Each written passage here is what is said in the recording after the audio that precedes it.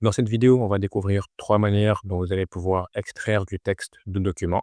Donc, on va principalement se focus sur 2 types de documents, les images ainsi que les PDF. Et pour chaque manière, je vous dirai quels sont les avantages ainsi que les inconvénients. Du coup, sans plus tarder, c'est parti. La première manière, ça va être d'utiliser le nœud Extract from PDF. Donc, je vais tout de suite le sélectionner. Je vais rajouter le nœud, je vais taper Extract, je vais cliquer ici. Et là, je vais pouvoir sélectionner la fonction Extract from PDF. Là, comme on peut le voir, ce nœud, il prend en entrée un fichier binaire, donc en document en gros, ce qui veut dire que juste avant, je vais devoir lui fournir ce fichier en question. Donc, entre ces deux nœuds, je vais devoir ici mettre ce fichier. Donc, on peut vraiment le mettre de n'importe quelle manière. Par exemple, on pourrait l'importer de Google Drive en utilisant la fonctionnalité Download File. Mais pour garder la chose le plus simple possible, je vais utiliser une autre manière. Donc, je vais choisir un formulaire.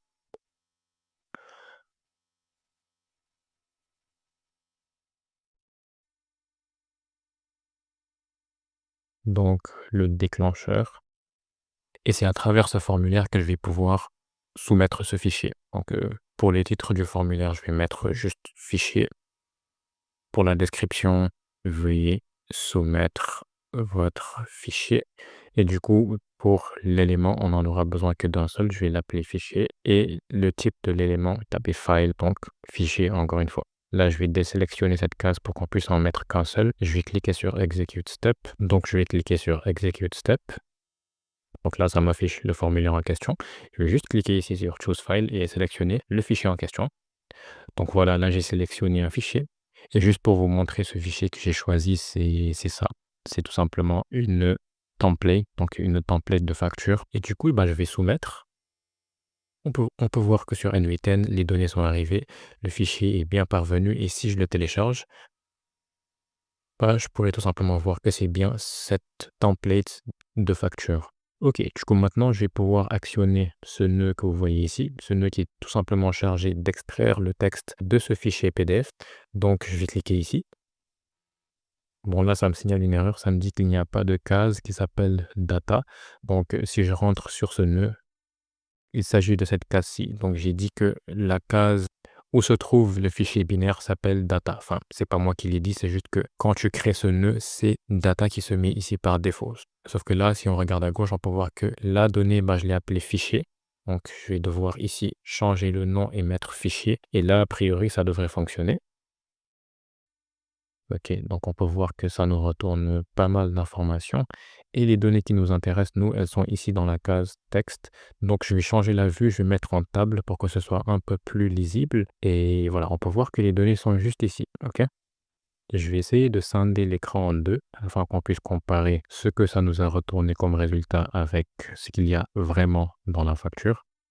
Bon, finalement, j'ai décidé de faire juste une capture d'écran de ce que ça m'a retourné sur N8N parce que quand je mettais l'écran scindé de N8N à droite, c'était pas très lisible. Du coup, comparons. Donc là, on peut voir que dans ce que ça nous a retourné sur N8N, ça commence par hello, arrobase, donc en gros, l'adresse email, quoi. Donc là, si on voit dans l'écran de gauche, l'adresse email, elle se trouve où? Elle se trouve en bas. OK? Donc, dans ce que ça nous a retourné, ça ne devrait pas commencer par ce qu'il y a en bas de la facture, mais continuons. Donc, ça continue avec realllygreatsite.com.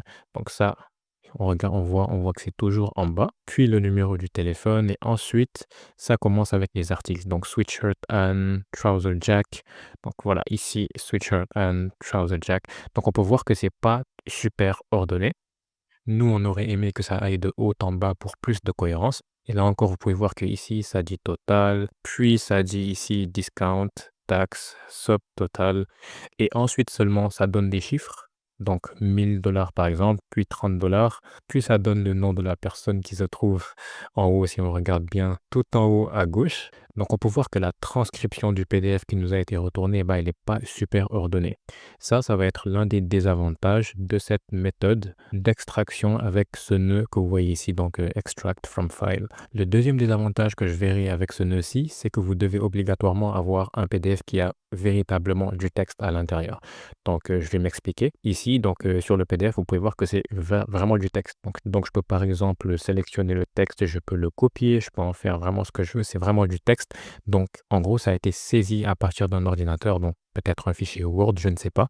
puis ça a été transformé en PDF. C'est vraiment des caractères numériques. Mais si ça, c'était une image, bah, on n'aurait pas pu tout simplement utiliser ce nœud extract from PDF. Donc, pour vous démontrer cela, j'ai converti ce PDF en un fichier JPG, donc un fichier image. Donc, en gros, c'est exactement ça, sauf que c'est sous le format image, quoi. Donc voilà, c'est ça. C'est exactement la même chose. J'ai juste été sur un site de conversion de fichiers. J'ai transformé le PDF en un fichier JPG. Mais c'est exactement la même chose. Sauf que là, étant donné que c'est une image, ben, on va voir que je ne peux tout simplement pas sélectionner le texte. C'est une image. Donc là, je reviens sur NVTen. Je vais exécuter à nouveau le workflow. Là, je vais sélectionner cette fois-ci, non pas le fichier PDF, mais l'image. Et là, je vais cliquer sur soumettre. On peut voir que ça me signale une erreur, donc invalid PDF structure. En gros, je ne peux pas utiliser autre que des PDF avec ce nœud-ci. Donc ça, c'est le deuxième désavantage. Mais sinon, l'avantage, c'est qu'il est extrêmement facile à utiliser. Il n'y a vraiment rien à faire, juste à lui passer le fichier PDF en question. Et lui, il se charge de faire l'extraction. Encore une fois, on a vu que l'extraction n'était pas très qualitative, en tout cas avec la structure de fichier qu'on a choisi. Du coup, pour pallier à ça, on a une deuxième méthode qui va être d'utiliser un nœud OpenAI. Ça va être ce nœud-ci, Analyze Image. Donc lui, contrairement à l'autre, il va nous permettre d'analyser des images. Donc là, on peut choisir le modèle en question. On va prendre GPT-4 Omni. Pour le input type, on va choisir binary files parce qu'on va donner un fichier binaire et non pas une URL. Si jamais l'image que vous souhaitez analyser est sur le web, bah, vous pouvez simplement prendre son URL. Donc là, je vais taper un peu n'importe quoi sur Google. Je vais aller dans Google Images. Je vais prendre ça par exemple. Et là, je vais faire clic droit sur l'image, copy image link. Et là, je vais pouvoir coller l'URL juste ici. Mais nous, étant donné qu'on fournit directement le fichier de notre image à travers un formulaire, donc on va choisir l'option binary files. Du coup, on va retourner sur le nœud précédent. On va l'actionner. Et ici, dans la case Text Input, on va pouvoir lui dire qu'est-ce qu'on veut qu'il fasse de notre image. Donc là, par défaut, il y a écrit What's in this image. Donc, que se trouve-t-il dans cette image? Mais admettons qu'on a un cas de figure très spécifique et qu'on souhaite analyser des factures, ben, on peut mettre un prompt qui soit beaucoup plus détaillé, beaucoup plus précis. Donc là, je lui dis par exemple, extrais toutes les informations de cette facture et présente-les de manière lisible, sans mise en forme, avec un retour à la ligne à chaque élément. Donc en prompt vraiment simple. Du coup, on va tester ça. Je vais venir ici, je vais exécuter le workflow. Je vais lui donner l'image en question. Je vais soumettre. Et là, ça me dit encore une fois qu'il n'y a pas de field qui s'appelle data. Donc exactement la même erreur que tout à l'heure. Donc rappelons-nous, c'est ce nom de fichier qu'on doit mettre. Donc je vais coller fichier ici. Je vais exécuter le nœud. Le nœud a bien été exécuté. Je vais rentrer et je vais voir qu'est-ce que ça m'a donné. Encore une fois, je vais faire une capture d'écran et mettre les deux côte à côte afin qu'on puisse comparer. Donc là, on peut voir que c'est beaucoup mieux que tout à l'heure. Ça commence par invoice, ensuite issued 5/5/2023, due 15/5/2023. Donc voilà, on peut voir que c'est vraiment dans l'ordre pour l'instant. Ensuite, bill to Estelle Darcy, le numéro de téléphone, l'adresse, pre-from, etc., etc. Ensuite, lorsqu'il cite les articles, on peut voir que c'est vraiment pertinent. Il commence par dire la description. Donc ici, description. Puis il cite les différents articles. Donc presse Marie, quantité 1, prix 150, total 150. Puis il passe à un autre article et tout est fait dans l'ordre. Donc on peut voir que cette méthode est beaucoup plus précise et structurée que celle de tout à l'heure. Le principal inconvénient de cette méthode, c'est que, comme vous pouvez peut-être l'imaginer, ça permet uniquement d'analyser des images. Ça s'appelle littéralement Analyze Image. Vous ne pouvez pas mettre de PDF. Je vais essayer de le faire. Donc j'exécute. Là, j'ai choisi la version PDF de la facture. Je vais soumettre. Voilà, là on me dit Bad Request. Si je rentre dans le nœud OpenAI, Invalid meme type, only image types are supported. Donc le meme type, c'est ce que vous pouvez voir ici. Donc application / PDF, ça veut dire que c'est un PDF. Et du coup, ils nous disent que le meme type, il n'est pas bon. Le type de fichier n'est pas bon et uniquement les images sont supportées. Donc de ce point de vue-là, c'est un peu l'inverse de l'autre nœud extract from PDF. L'autre désavantage, c'est qu'on est obligé de mettre un prompt. Donc là, par exemple, je l'ai mis un prompt qui est bien spécifique à une image. Donc là, par exemple, je l'ai mis un prompt qui est spécifique à un cas de figure très précis, donc pour une facture. Sauf que je vais probablement devoir adapter le prompt en fonction du cas d'usage. Ici, si je mets par exemple ce qu'il y avait de base, donc what's in this image, je vais exécuter ce nœud. Ah, c'est vrai que c'était un PDF, donc je vais exécuter à nouveau le workflow en choisissant l'image. Là, je soumets et c'est en train tranquillement de pondre ma réponse. Là, on peut voir que ça me dit que cette image est une facture de Amelia Wilson, et cetera, et cetera. Donc, ça me fournit l'information dans un texte et j'ai pas directement l'information exploitable. Donc, le format dans lequel ça va me le rendre dépend entièrement du prompt. Et on va pas forcément vouloir que l'information nous soit présentée de la même manière, peu importe le type de fichier. Donc là, si je remets le prompt que j'avais mis tout à l'heure, donc celui-ci, c'est bien précis au cas de figure de la facture, comme je vous le disais. Mais admettons que j'ai par exemple un devis, donc c'est autre chose. Peut-être que je voudrais que l'information qui sorte d'un devis me soit présentée d'une manière un peu plus spécifique. Bah, je vais devoir retravailler ce prompt et l'adapter au cas de figure du devis. Donc, ce qui serait bien, c'est qu'on puisse avoir une méthode qui nous permette d'avoir une structure de fichier qui soit standard, qui puisse aussi supporter n'importe quel type de fichier. Donc là, on peut voir que celui-ci, il supporte seulement les images, tandis que l'autre supportait uniquement les PDF. Donc nous, on va vouloir une méthode qui nous permet de faire les deux à la fois et idéalement aussi une méthode qui nous exempte de mettre un prompt. Donc qu'on puisse mettre directement n'importe quel type de fichier et que le travail puisse se faire directement sans nécessiter de mettre un prompt à la main. Et du coup, cette méthode, c'est l'OCR. Donc le sigle OCR, c'est pour Optical Character Recognition. Et c'est cette méthode en gros qui va nous permettre de scanner nos documents, donc peu importe leur type, hein, ça peut être image, ça peut être PDF ou d'autres. Du coup, cette méthode va nous permettre de scanner des fichiers et d'en extraire le texte. Et étant donné que c'est une méthode qui est exclusivement faite pour ça, donc pour reconnaître des caractères, bah, elle va être beaucoup plus efficace que les deux méthodes précédentes que je vous ai présentées. Donc il y a plein de logiciels d'OCR que vous pouvez utiliser. Donc par exemple, je vais écrire OCR API sur Google. Vous allez en voir une tonne. Il y en aura des gratuites, il y en aura des payantes. Nous, celle qu'on va utiliser, c'est Mistral, qui est très très connue. Peut-être que pas mal d'entre vous connaissent d'ailleurs. Donc on va cliquer sur Mistral OCR. Donc là, il y a un peu de littérature. Il nous explique un tout petit peu comment ça marche. Et là, vous pouvez voir quelques prouesse, on va dire, que Mistral est capable de faire. Donc là, on a le fichier à gauche, le fichier normal, donc c'est sûrement un fichier PDF.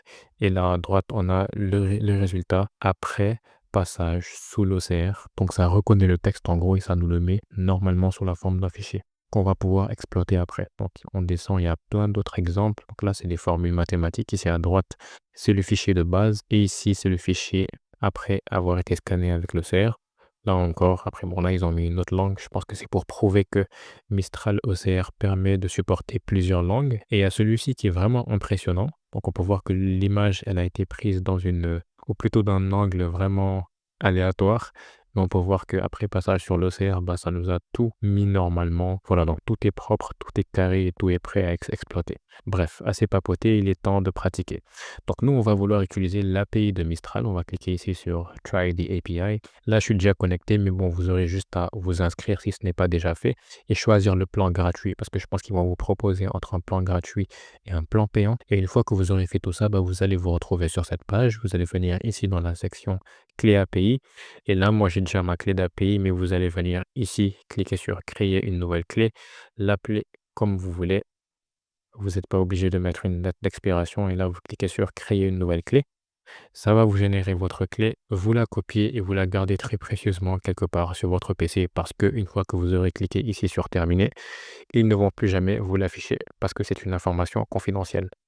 Ensuite, on va cliquer en haut à droite sur la documentation. Nous, notre but, ça va être d'analyser des documents à l'IA. Donc, on va cliquer ici sur Document AI, puis sur Basic OCR.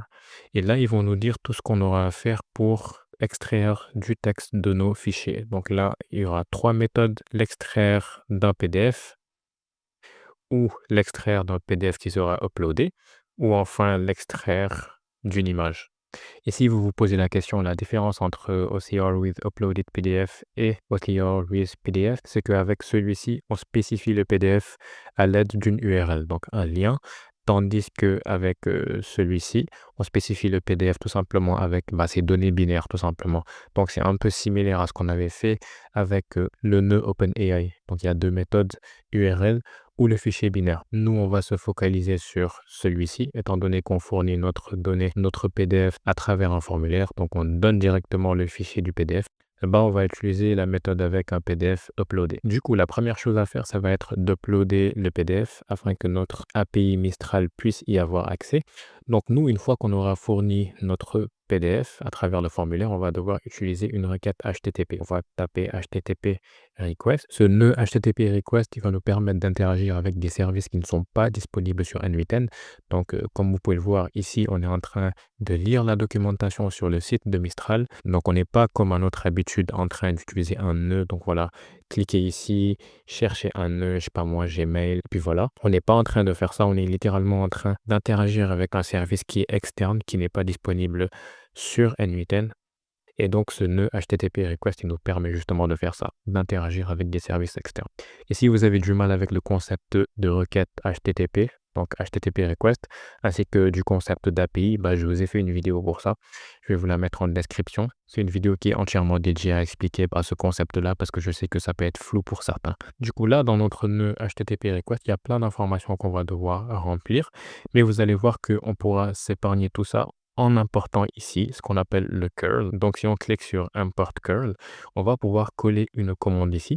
Et où est-ce qu'on va pouvoir trouver cette commande? C'est tout simplement sur le site de Mistral. Ils nous l'ont fourni. Donc là, vous pouvez voir qu'ici, il y a ce qu'on appelle le curl. C'est toute cette commande-ci. On va simplement cliquer sur ce bouton copier et on va coller cette commande directement sur N8N et cliquer sur Import. Là, ce que ça fait, c'est que ça nous remplit directement toutes les cases. Donc nous, on aura quelques petites cases à modifier en général, notamment ici, avec la clé d'API. Mais vraiment, le gros du boulot a vraiment été fait pour nous. Si jamais on devait passer par une méthode autre que cette commande curl, ce qu'on aurait fait, donc là, je vais essayer de simuler ce qu'on aurait fait si on n'était pas passé par là. On aurait dû venir ici dans la case URL et mettre l'URL. Donc on cherche ici, on va sélectionner l'URL, la copier, venir sur N8N, la coller. Ensuite, on retourne sur Mistral, on regarde, OK, il y a le -h veut dire que c'est un header. Donc, je viens sur N8N, je clique sur Send Headers parce qu'on va envoyer des headers. On vient sur Mistral, on prend autorisation. On s'arrête juste avant le 2 points, on le colle. Puis, dans la value, on va mettre ça, donc bearer API key jusqu'ici. On colle ça dans la valeur. Donc, comme je vous ai dit ça, on va remplacer ça par notre clé d'API, etc., etc. Donc, c'est ce qu'on aurait fait pour les différentes informations. Mais bon, le curl, c'est quand même une fonctionnalité qui est très utile parce qu'on a juste à copier ça et venir sur N8N, cliquer sur Import curl, coller et cliquer sur Import et ça remplit les cases pour nous. Bref, c'était juste une petite parenthèse. Je vais supprimer ça parce que je l'avais déjà fait ici. Ok, donc comme je vous le disais, on va mettre notre clé d'API à la place de ce texte-là. Donc, go exécuter le workflow pour tester déjà ce que ça donne. Je vais venir choisir le PDF. Je soumets. Là, ça me retourne une erreur. Ça me dit cannot read properties of undefined reading value. Donc, je rentre sur le nœud HTTP request. Je pense que le problème, c'est que je n'ai pas mis le nom de l'input en fait. Donc, ici, je dois mettre le nom de la case où se trouve le fichier binaire. Donc, je sélectionne fichier. Je colle ici et je pense que cette fois-ci, ça devrait fonctionner. Ok, là, c'est passé. Donc voilà, ça m'a retourné pas mal d'informations. Le nom du fichier, la méthode, donc OCR, le meme type, c'est un PDF. Ce que j'ai fait avec ce PDF, donc je l'ai uploadé. Je l'ai uploadé dans les serveurs de Mistral, en gros. Et puis voilà. La deuxième chose qu'on va devoir faire, c'est de récupérer l'URL de ce PDF. Donc pour vous expliquer pourquoi on doit faire ça, notre but final, c'est de récupérer les résultats de l'OCR. Donc en gros, la transcription du texte qui se trouve dans notre PDF. Et là, si vous analysez un peu la documentation, ça nous dit que le document, donc là c'est écrit document, on doit fournir en fait le document URL. Donc on doit fournir un URL, ok? Et on va le mettre simplement dans cette balise où c'est écrit signed URL. Le problème, c'est que pour l'instant, nous, tout ce qu'on a fait, c'est d'uploader le PDF. On n'a pas l'URL de notre fichier. On l'a certes uploadé, mais si on vient sur N8N et qu'on rentre dans le nœud HTTP request, on peut voir que parmi toutes les informations qui nous ont été données, il n'y a pas d'URL en fait. Donc nous, notre but, ça va être de récupérer l'URL de ce fichier-là afin, par la suite, pour récupérer les résultats de notre OCR, qu'on puisse fournir cette URL-là. Donc, comme tout à l'heure, on va juste copier le curl de cette fonction getSignedURL. Je viens sur N8N et je remets un autre nœud HTTP request. Là, je vais importer le curl encore une fois. On ne se casse pas la tête. On clique sur Import. on va devoir remplir notre clé d'API. Donc, je vais effacer ça et je vais mettre ma clé d'API. Voilà. Par contre, faites bien attention, il y a une autre information qu'on doit remplir. Donc là, si vous voyez dans l'URL, ils ont écrit et $ID. Donc ici, on va devoir remplacer cette information-là, enfin plutôt ce texte-là, par le véritable ID en gros, qui nous a été retourné par le nœud précédent, ok? Ça nous a été retourné ici. Donc on rentre dans ce nœud et ici, à cette place, on va mettre l'ID du fichier. Là, il s'est mis à la mauvaise place, je vais le couper et le mettre juste ici. Donc on peut voir que dans cette case, en réalité, ce qu'il y a, c'est tout ce que vous pouvez voir ici. Donc l'ID s'est mis dans la case. Donc là, je vais sortir du nœud. Je vais épingler d'ailleurs le contenu de ce nœud-là. Donc je l'épingle, ainsi que celui-ci. La raison pour laquelle je l'épingle, c'est que je n'ai pas envie par la suite de refaire cet appel d'API-là. Donc la donnée, en gros, va être épinglée et on va directement faire la requête dans ce nœud-ci avec ce qu'il y a dans les deux nœuds précédents, quoi. Donc là, j'aurai tout simplement à cliquer ici. Il y a un item qui m'a été retourné. Donc voilà, là, ça m'a retourné l'URL en question. Et comme je vous le disais, l'URL, on en avait besoin pour récupérer les résultats de l'OCR, comme vous pouvez le voir ici. Donc là, je vais récupérer le curl, je copie encore une fois, je viens sur n8n, et là, vous commencez peut-être à comprendre, je vais rajouter un nouveau nœud HTTP request, je vais importer le curl encore une fois, j'importe, et là, je modifie les champs que je dois modifier, donc la clé d'API dans un premier temps. Et d'ailleurs, si vous en avez marre de mettre à chaque fois votre clé d'API, ce que vous pouvez faire, c'est venir ici dans la section authentification. Vous allez simplement cliquer sur Generic Credential Type. Ou non, d'ailleurs, peut-être qu'il y a l'API de Mistral qui est directement prédéfinie. Donc, je vais cliquer sur Predefined Credential Type. Je vais chercher Mistral. Peut-être que c'est disponible. Mistral Cloud API. Donc, je clique ici. Select Credential, Create New Credential. Et là, je vais mettre ma clé d'API. Voilà. Donc là, si j'enregistre, j'aurai plus besoin à chaque fois de remplir cette case autorisation bearer et mettre ma clé d'API. Donc là, je peux simplement supprimer ce qu'il y a ici parce que tout simplement, j'ai enregistré mon credential de mon API Mistral. Donc si vous avez besoin à nouveau d'utiliser l'API Mistral, vous faites ça. HTTP request, vous cliquez sur authentification, predefined, là vous sélectionnez Mistral, Cloud API, et vous pouvez voir voilà, que c'est déjà connecté. Vous n'avez pas, encore une fois, remplir votre clé d'API où que ce soit. Ok, donc ça c'était juste pour l'exemple, je supprime ça. Je reviens dans mon nœud précédent, je vais descendre. Voilà, donc ici, n'oublions pas qu'il y a l'URL, le signed URL à remplir juste ici. Il nous a été retourné par le nœud précédent, donc je le sélectionne et je le dépose juste ici. Je sais pas pourquoi ça se dépose toujours au mauvais endroit, donc je vais simplement couper, venir le mettre ici. Donc dans ce qu'il y a dans la case, il y a tout ça. Donc juste après document URL, il y a tout ce gros URL qui est à l'intérieur. Et normalement, je pense que c'est tout ce qu'on devrait avoir à modifier, si je dis pas de bêtises. Donc là, encore une fois, je vais épingler ici. Et là, je vais run ce module-là. Si je rentre à l'intérieur, on peut voir qu'il y a un fichier JSON qui m'a été retourné. Si je clique sur View, voilà. Donc il y a écrit Invoice, Issued, etc. Par contre, je ne sais pas pourquoi il y a cette couleur verte. Je pense que c'est parce que c'est le format Markdown. Et d'ailleurs, ils l'ont mis dans un fichier. Donc pour le voir, vous êtes obligé de cliquer ici sur View. Si ce comportement ne vous plaît pas, vous pouvez simplement descendre et désactiver ce paramètre-là. Donc, ce paramètre-là, response format, c'est pour spécifier le format de la réponse. Là, le format de la réponse a été mis à file, et il est mis dans un fichier qui s'appelle OCR output.json. Si vous ne voulez pas que ça vous le mette dans un fichier JSON ou dans un fichier tout court, vous pouvez juste supprimer ça. Donc, vous cliquez ici sur la poubelle et vous exécutez à nouveau. Là, vous allez voir que la chose vous a été retournée dans un format normal, quoi. Là, je vais cliquer sur table pour que ce soit un peu plus facile à lire. Donc voilà, ça c'est vraiment le format idéal qu'on a recherché. Et peut-être que ça paraît pas mieux que ce qu'on a fait tout à l'heure avec OpenAI pour vous. Mais sachez que pour l'IA, ce format, il est beaucoup plus lisible, en fait, parce que c'est le format Markdown. Lorsque vous voyez ce genre de symbole, donc barre verticale, tiret, tiret, tiret, barre verticale, et cetera, ça simule en fait un tableau. Donc l'IA, ça, elle le comprend comme un tableau tout simplement. Et il est beaucoup mieux capable d'interpréter ça que ce que nous avait généré tout à l'heure, OpenAI, certainement. Et ce format-là, c'est le format qu'on appelle Markdown. Donc, épinglons ça encore une fois. Et là, ce que vous pourriez faire par la suite, c'est de chatter avec l'IA, par exemple, hein, c'est un exemple comme un autre. Vous pourriez aussi prendre les informations qu'on vient d'extraire et essayer de les mettre dans un tableau si vous voulez stocker ces informations-là. Nous, on pourrait par exemple prendre un nœud IA, donc le nœud information extractor. Ce qu'il va permettre de faire, c'est d'extraire des informations d'un certain texte. Donc, le texte en question que je vais choisir, c'est ce texte-ci. C'est la transcription OCR de le tableau, en gros, de la facture, quoi. Et d'ailleurs, je pense avoir dit que ce nœud permettait de chatter avec l'IA, mais non, ça permet pas de chatter avec l'IA. Je pense que j'avais dit ça.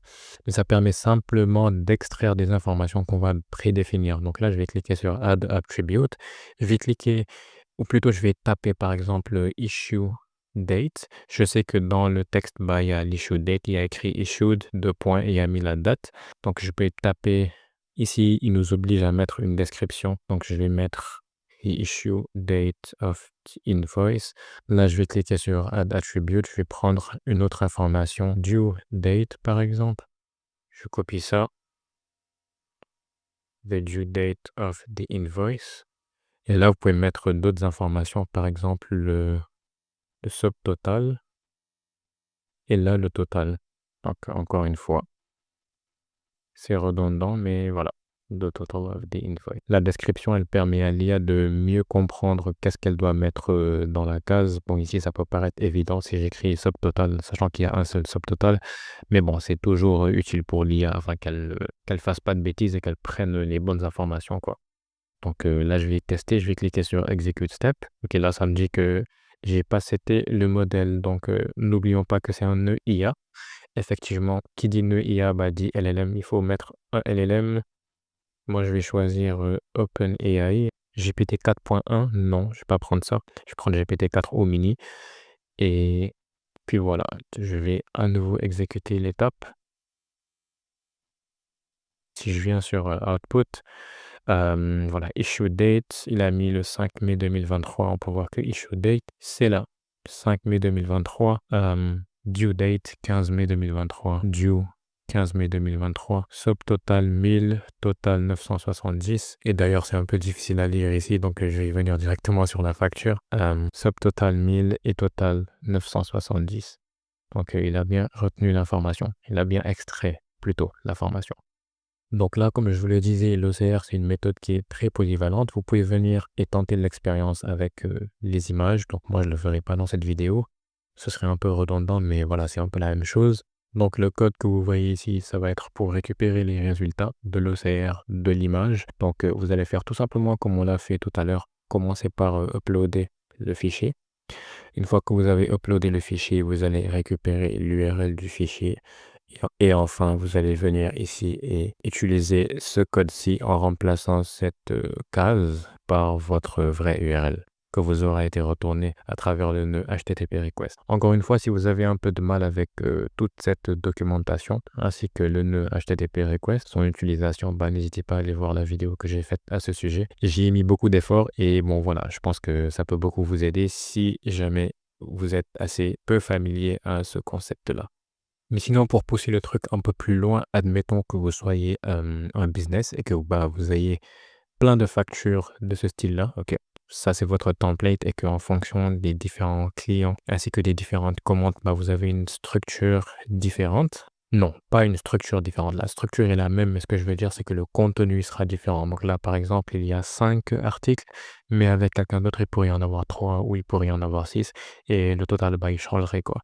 Et du coup, admettons que vous switchez traquer toutes les dépenses dans un fichier Sheets, donc dans un Google Sheets.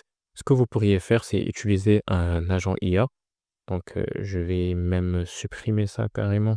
Donc là, je vais mettre un agent IA. Et ce que cet agent IA, il va me permettre de faire, c'est d'extraire absolument toutes les informations de ma facture, de ma template de facture. Donc là, je vais cliquer sur Define Below. Je vais pouvoir lui donner la facture en question. parce que c'est de ça dont il aura besoin pour extraire les informations. Ensuite, je vais lui donner un prompt système. Je vais lui donner le prompt suivant. Voilà, donc pour vous montrer ça ressemble à quoi, c'est tout simplement ça. Tu as l'assistant chargé d'extraire les informations d'une facture au format texte.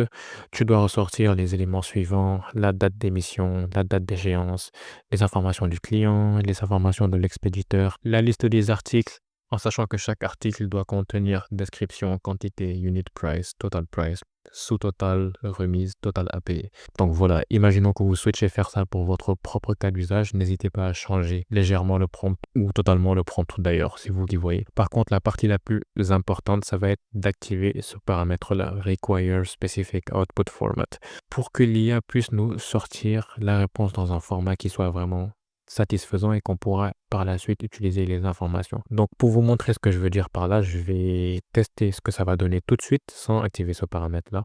Donc naturellement, on doit donner un modèle LLM, OpenAI par exemple. Je vais prendre ça. Là, je vais exécuter l'agent IA. Je rentre dedans, je l'exécute. On va voir ce qu'il va me donner comme réponse. Donc voilà, là, il me donne la réponse sous un format JSON, tout simplement parce que je lui ai dit sors tout au format JSON propre et structuré. Sauf que, voilà, je ne peux pas sélectionner la date, la due date par exemple, ou le nom de la personne qu'on a facturé, tu vois? Parce que tout est dans une seule case. Si j'essaye par la suite de mettre un fichier Google Sheets et je veux update une ligne dans Google Sheets, voilà. Je peux tout simplement pas sélectionner une information spécifique. Il y a juste le output que je peux prendre, sauf que le output, il comporte absolument tout. Donc moi, j'aurais aimé qu'il sépare l'information et que je puisse sélectionner vraiment de manière très granuleuse, on va dire, l'information. Donc ce qui va nous permettre de faire ça, c'est ce paramètre-ci, Require Specific Output Format. Lorsque je vais le cliquer et je vais sortir d'ici, vous allez voir qu'il y a un quatrième, ou plutôt une quatrième branche qui est apparue ici, donc Output Parser. Donc je vais cliquer sur le plus pour ajouter un Output Parser. Je vais cliquer sur Structured Output Parser et là, je vais pouvoir lui donner un exemple en fait de la sortie. Je vais lui donner un exemple de la sortie que je veux avoir, le résultat que je veux qu'il me ponde en fait. Je vais lui donner un exemple de cela. Donc là, j'ai demandé rapidement à l'IA de me faire un exemple. Je vais vous le coller et vous le montrer. Donc voilà un exemple qui reprend la structure de ce qu'il y a dans ma template de facture. Donc voilà, il y a un issued, il y a un due, il y a un bill to, ainsi que les informations de la personne dans le bill to. Il y a le from, et ensuite, il y a les différents items. Donc, la description, quantité, unit price total. Deuxième item, pareil, description, quantité, unit price total, etc. Ensuite, on a le subtotal, le discount et le total. Donc là, on lui donne vraiment une structure. Il va pouvoir s'inspirer de cette structure pour nous donner notre résultat. Donc, je sors d'ici. Et là, je vais rentrer dans l'agent IA et cliquer sur Execute Step. Normalement, cette fois, la réponse devra être correctement structurée. Donc voilà, là, vous pouvez voir que c'est beaucoup plus propre. On a chaque case qui est bien mise, qui est bien à part. Donc on a le issued, le due, le bill to. Dans le bill to, il y a les 3 informations et ensuite on a les items. Donc l'item numéro 0, c'est tout ce que vous pouvez voir ici. Ensuite, l'item numéro 1, c'est tout ce que vous pouvez voir ici, etc. Donc en bas, on a le subtotal, le discount et le total. Ce que vous pouvez faire par la suite, c'est utiliser une base de données, par exemple, un Google Sheets. Vous allez mettre n'importe quoi. Bon, là, je vais cliquer sur ça, par exemple, hein, et cliquer sur ça. Donc là, ce que j'ai sélectionné, vous pouvez voir que c'est un Sheets qui n'a vraiment rien à voir. Donc là, on peut voir que les cases, c'est sujet, description, catégorie. Donc ça, je vais utiliser ça dans une autre vidéo. Mais voilà, admettons que vous ayez un Google Sheets qui soit vraiment pertinent uniquement pour répertorier les informations des factures. Vous allez pouvoir utiliser les informations que vous avez à gauche et les mettre dans certaines cases pour mettre à jour votre Google Sheets et tout simplement traquer les dépenses des différentes factures. Donc ça, c'est un use case avec des factures, on va dire. Vous allez voir d'ailleurs beaucoup de vidéos sur ça sur YouTube parce que c'est très classique. Mais n'hésitez pas à utiliser cette fonctionnalité d'OCR avec n'importe quel cas d'usage. Sachez juste que ça permet de faire de la reconnaissance de texte sur des documents, donc images ou PDF. Exploitez-le donc vraiment comme bon vous semble. Donc voilà, c'était tout pour aujourd'hui. J'espère que ça vous aura aidé et que vous aurez appris des choses. D'ailleurs, n'hésitez pas à me dire si vous souhaitez que je fasse un cas d'usage réel qui inclurait de l'OCR. Par exemple, je pourrais faire une sorte de système pour les ressources humaines, on va dire pour les recruteurs. Donc en gros, ce que ça ferait, c'est que ça analyserait les CV grâce à ce qu'on vient de voir, grâce à l'OCR. Et grâce à l'analyse des CV, bah, ça va nous permettre de faire une présélection. Et tout ça, c'est avec l'IA, hein, une présélection des candidats.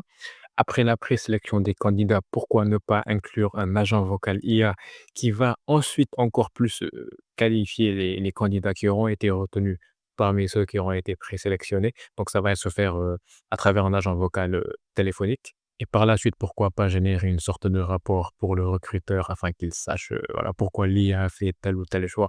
Bref, il y a énormément de choses à faire. Ce cas d'usage, n'hésitez pas à me dire si il vous intéresse et si c'est le cas, bah, je le ferai et on le construira ensemble en vidéo. Bon, ça prendra plus d'une heure certainement, mais voilà, c'est un gros système. So voilà, j'espère encore une fois que ça vous aura aidé. Si vous avez des idées de vidéos, bah, n'hésitez pas à me les dire en commentaire. Et du coup, nous, on se dit à très vite. Peace.